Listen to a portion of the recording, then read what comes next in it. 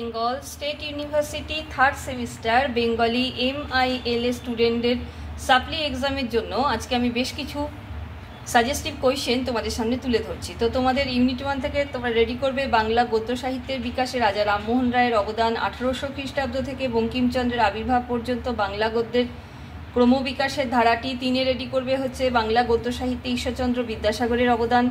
Next হচ্ছে বাংলা গদ্য সাহিত্যের বিকাশে বঙ্গদর্শন ও দিগদর্শন পত্রিকার অবদান। তারপরে বাংলা গদ্য সাহিত্যে বঙ্কিমচন্দ্র চট্টোপাধ্যায়ের অবদান।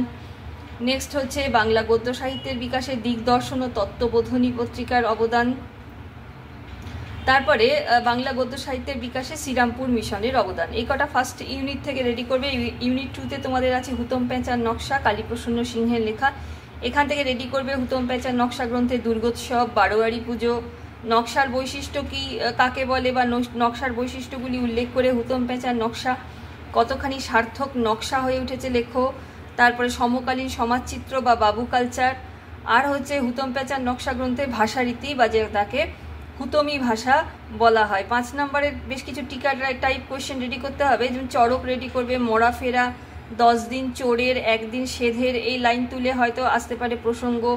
তারপর এই তোমার হুতম প্যাঁচার নকশা গ্রন্থে 2টি গুরুত্বপূর্ণ চরিত্র সম্বন্ধে লিখতে হতে পারে, জুল সন্ন্যাস, এগুলো টিকা হিসাবে রেডি করবে। এরপরে রয়েছে ইউনিট 3 বাংলা 19 শতকের বাংলা কাব্য কবিতা। এর আন্ডারে প্রথমে ঈশ্বরচন্দ্র গুপ্ত বা যুগ সন্ধিক্ষণের কবি কাকে বলা হয়, কেন বলা হয়, এটা রেডি করবে।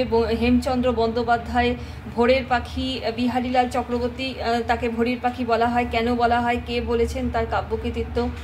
তারপরে মহিলা কবি হিসাবে মানকুমারী বসু রেডি করবে, স্বর্ণকুমারী দেবী রেডি করবে। টিকা হিসাবে পড়বে কমলাকান্তের দপ্তর, পদ্মিনী উপাখ্যান, সারদা মঙ্গল কাব্য। ইউনিট 4-এ রয়েছে সনেট বা চতুর্দশ পদী কবিতা, মাইকেল মধুসূদন দত্তের লেখা।